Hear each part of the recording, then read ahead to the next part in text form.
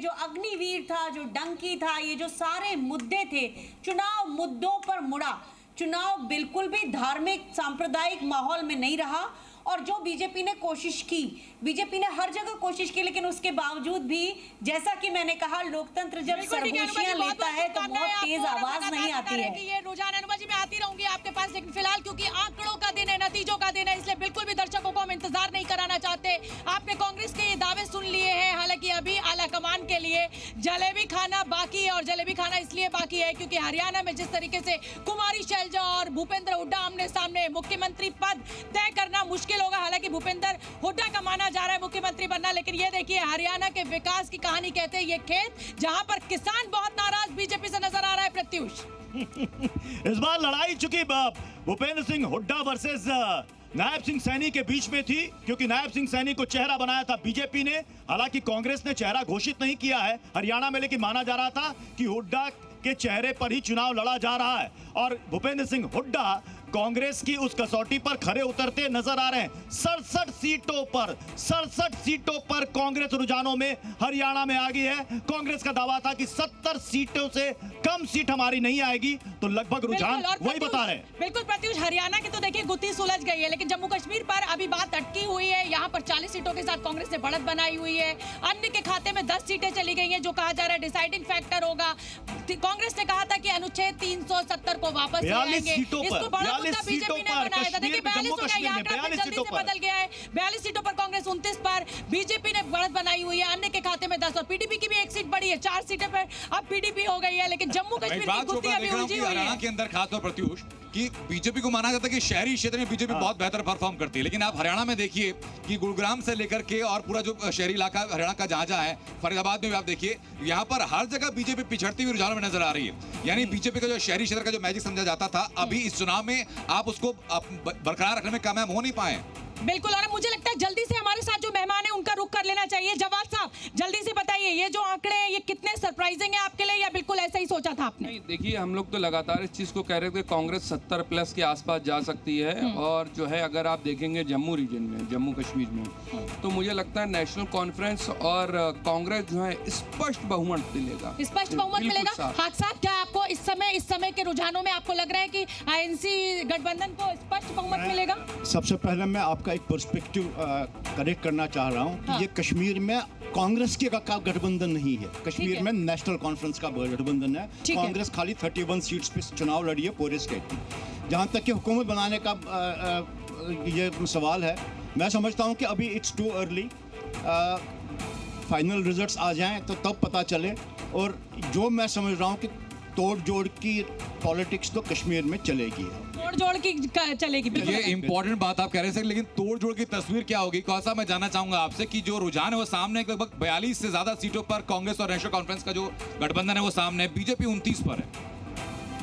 अभी तक तो लग रहा है कि बढ़त नेशनल कॉन्फ्रेंस की है, कांग्रेस की तो उतनी नहीं है, लेकिन ये बदल भी सकते हैं। और मैं फिर दोहरा रहा हूं कि इंडिपेंडेंट जो 10-12 होंगे और जो 5 लोग होंगे। और मैं आपको ये एक और चीज़ बताना चाहता हूं, चाहे पीडीपी ने बोला कि हम नेशनल कॉन्फ्रेंस के साथ जाएंगे, लेकिन अगर मैं 1 मिनट के लिए सर आपको रोकूंगी। इस समय की बड़ी खबर अपने दर्शकों को बता दें, जम्मू कश्मीर में 90 की 90 सीटों के रुझान हमें मिल चुके हैं। यहाँ पर 15 सीटों का अंतर हो चुका है कांग्रेस और बीजेपी के बीच। 15 सीटों से ज्यादा इस समय कहा जाए कि अंतर है। 30 पर बीजेपी है और नेशनल कॉन्फ्रेंस गठबंधन कांग्रेस का है। यहाँ पर एक मेहमान है, उन्होंने यहाँ पर आपत्ति जता दी कि ये कांग्रेस की सीटें नहीं है, नेशनल गठबंधन का यहाँ पर जिसे कहा जाए कि गठबंधन है। तो मैं सर बता दूं आपको कि कांग्रेस जो है वो नेशनल पार्टी है, और इसीलिए हम अपने दर्शकों को लगातार आंकड़ा इसी फॉर्म में दिखा रहे हैं। पीडीपी ने भी यहाँ पर खाता खोल लिया है 3 सीटों के साथ। पीडीपी लगातार अपनी स्थिति पे बनी हुई है, लेकिन अदर्स के जो नंबर्स है वो लगातार बदल रहे हैं और इस समय अदर्स 12 के ऊपर है। यानी कुल मिलाकर अगर मैं इस आंकड़े को जोड़ूं, 30 और 12 में टोटल जोड़ दूं तो 42 और 5 यहाँ पर 47 हो जाते हैं। अभी भी जो कश्मीर के एक्सपर्ट हैं शोभना, बीजेपी के पास वो ये कह रहे हैं कि जो 12 या 13 जो निर्दलीय हैं और जो 5 नॉमिनेटेड हैं, वो 17 से 18 उम्मीदवार पूरी समीकरण बदल सकते हैं। तो आप ये कह रहे हैं सर कि वो बीजेपी को सपोर्ट कर सकते हैं? मैं आपको ये भी बता सकता हूँ कि पीडीपी भी सपोर्ट करेगी। अगर पीडीपी को डिप्टी सीएम इसलिए राम माधव को भेजा गया था, वो भी हो सकता है, कुछ भी हो सकता है। तो मेरा ये मानना है कि अभी इट इज टू अर्ली, 1-2 घंटे में क्लियर हो जाएगा मामला। अक्कू जी जल्दी से आइए। और ये जो जम्मू कश्मीर, देखिए हरियाणा में लगभग तस्वीर बिल्कुल साफ है अक्कू जी, लेकिन जम्मू कश्मीर का आंकड़ा जो है वो क्या कुछ कह रहा है? अगर मैं इस पूरे आंकड़े को जोड़ रही हूँ तो भी मुझे अभी एक सीट बीजेपी की कम दिखाई दे रही है बहुमत से। बिल्कुल सही है कि बीजेपी की सीट अभी कम दिखाई दे रही है, लेकिन अभी हमें आधा घंटा और इंतजार करना चाहिए। और मुझे लगता है जो स्थितियां चल रही हैं उसमें कांग्रेस नेशनल कॉन्फ्रेंस की स्थिति कंफर्टेबल हो चुकी है, लेकिन अगर ये बीजेपी के पास 3 से 4 सीटें और हो जाती हैं तो पूरा स्थिति पलट भी जाएगी। बिल्कुल अक्कू जी एकदम ठीक कह रहे हैं। और देखिए 45 सीटों के साथ कांग्रेस जो है यहाँ पर कांग्रेस गठबंधन सबसे बड़ा दल बनकर उभरता हुआ दिखाई दे रहा है। और 46 का आंकड़ा चाहिए, 48 का आंकड़ा हरियाणा में ये जो आंकड़ा कांग्रेस का शुभना है वो 65 प्लस पहुंच चुका है। मुमताज आल साहब, ये क्या इक्वेशन आप देख रहे हैं? नहीं देखिए, मैं इसको क्रेडिट दूंगा लोगों को, वोटर्स को, आवाम को, क्योंकि अब वो जिसको चुनते हैं बिल्कुल हमने पिछले कई चुनाव में देखा है कि पूर्ण बहुमत देते हैं। अब ये हैंग नहीं करते हैं, कोई लटकाने भटकाने वाला काम नहीं करते हैं। ये सरकार से नाराजगी दिखाई पड़ती है आपको, या कांग्रेस के जो मुद्दे उठाए उनका समर्थन है? नहीं, बिल्कुल सरकार से ये नाराजगी है और वो नाराजगी कई मुद्दों पे है। आपने तमाम उन लोगों को यहाँ पे बिठाल रखा है, तो इससे भी अंदाजा होता है कि ये तमाम मुद्दे थे और वो मुद्दे डोमिनेट कर रहे हैं। विजेंद्र जी का भी रुख कर लेते हैं। प्रत्युष, पहले विजेंद्र जी से सवाल ले लेते हैं और उसके बाद फिर आपके मेहमान के पास चलेंगे। विजेंद्र जी, क्या कहेगा आपका आकलन इस जम्मू कश्मीर के आंकड़े को लेकर? हरियाणा में स्थिति एकदम साफ है। देखिए, हरियाणा में बिल्कुल जो स्थिति साफ है, और ये बिल्कुल करेक्शन अब इसमें सिर्फ इतना होना है कि निर्दलियों को कांग्रेस में से कितना जाना है या बीजेपी में से कितना जाना है, या इंडियन नेशनल लोकदल की 3 सीटें आनी थी जो हम डब्बाली, इलाहाबाद और रानिया की मान के चल रहे हैं। दूसरा, हरियाणा में बिल्कुल करेक्शन होनी है। यही आंकड़े रहने वाले हैं जो आपको टीवी स्क्रीन पर दिखाई दे रहे हैं। आपके साथ अब जनता मौजूद है, जल्दी जनता का भी रुख कर लीजिए। जी हाँ, मैं जनता का रुख करूंगा, लेकिन उससे पहले शरद सर, हरियाणा में तो मामला बिल्कुल साफ है, लेकिन कश्मीर में अगर बीजेपी की हार हुई है तो सबसे बड़ी वजह क्या है? क्योंकि कहा जा रहा था कि 370 के बाद ये पहला विधानसभा चुनाव। देखिए, बीजेपी को जितनी भी सीटें आई हैं 30 में से, तो अधिकतर सीटें जम्मू रीजन से आई हैं। हाँ। और 370 का अधिकतर प्रभाव जो पड़ना था जम्मू रीजन में पड़ना था। कश्मीर रीजन में अभी भी बीजेपी को इनरोड्स बनाने बाकी हैं और वहाँ बीजेपी ने इसीलिए अपने संगठन कमजोर है, उम्मीदवार वहाँ नहीं मिले, मात्र 19 उम्मीदवार, बाकी निर्दलियों को समर्थन के दम पर बीजेपी सोच रही थी सरकार बनाने। जी बिल्कुल, यही गलतफहमी में थे बीजेपी। जी, तो ये एक बड़ी वजह है कि अभी कश्मीर में इतना विकास करने के बाद भी बीजेपी को इनरोड्स नहीं बना पाई है। चलिए ठीक है, अलीमुद्दीन साहब का भी रुख कर लेते हैं। अलीमुद्दीन साहब, आप तो पहले ही कह रहे थे कि कश्मीर का मुसलमान नाराज है इन आंकड़ों में, हालांकि अभी पूर्ण बहुमत एनसी गठबंधन को मिलता हुआ नहीं दिखाई दे रहा है, 1 सीट कम है अभी। और अभी तो 5 वो नॉमिनेटेड सदस्य भी जुड़ेंगे विधानसभा में जिनको एलजी नॉमिनेट करेंगे। आप देखिए, ये 12 का आंकड़ा जो आप दिखा रहे हैं स्क्रीन पर, मुझे लगता है और मुझे उम्मीद है इसके अंदर से 8 लोग ज़रूर नेशनल कॉन्फ्रेंस और कांग्रेस के साथ जाएंगे और पूर्ण बहुमत से वहाँ कांग्रेस और नेशनल कॉन्फ्रेंस की सरकार बनेगी, इसमें कोई दो राय नहीं है। ठीक है, अगले मेहमान आपके बराबर में बैठे हुए हैं। सर आप बताइए, आप फोन पे बातें मत करिए, आज तो देखिए फोन पे बात करने का बिल्कुल वक्त नहीं है, जल्दी से बताइए।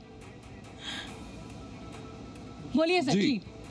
हरियाणा में जो सरकार जो है वो कांग्रेस की बनने जा रही है, और ये रिजल्ट जो आया है ये जनता के उस आक्रोश का है जो बीजेपी ने जनता को परेशान किया 10 साल। जनता किन किन मुद्दों से परेशान हुई सर?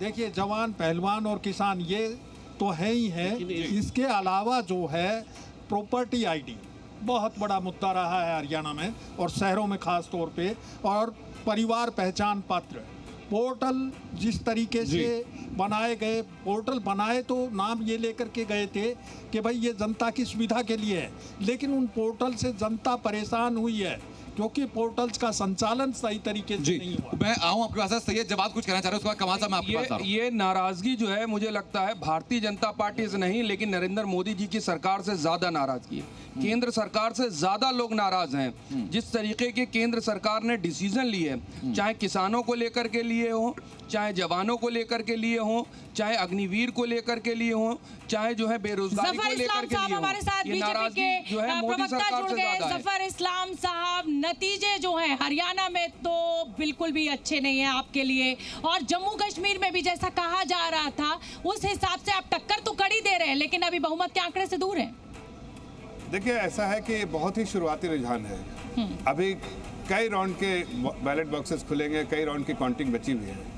जिस तरह के रुझान जम्मू एंड कश्मीर में आ रहे हैं, हमें पूरा विश्वास है कि जैसे जैसे दिन ढलेगा सारे बैलेट बॉक्सेस की काउंटिंग होगी तो बिल्कुल ये जो अभी की जो स्थिति है बिल्कुल पलट जाएगी और भारतीय जनता पार्टी अपने सहयोगियों के साथ। जफर इस्लाम साहब, हरियाणा में तो कुछ उलट पलट नहीं होगा, तस्वीर साफ है। देखिए, हरियाणा की बात जहाँ करते हैं कि ये भी अभी शुरुआती रुझान है, थोड़ा इंतजार कीजिए। अगर ऐसी इस तरह के नतीजे आते हैं तो हम जाहिर है समीक्षा करेंगे। लेकिन जफर इस्लाम साहब, मुझे गलती बता दीजिए, हरियाणा में क्या हो गई?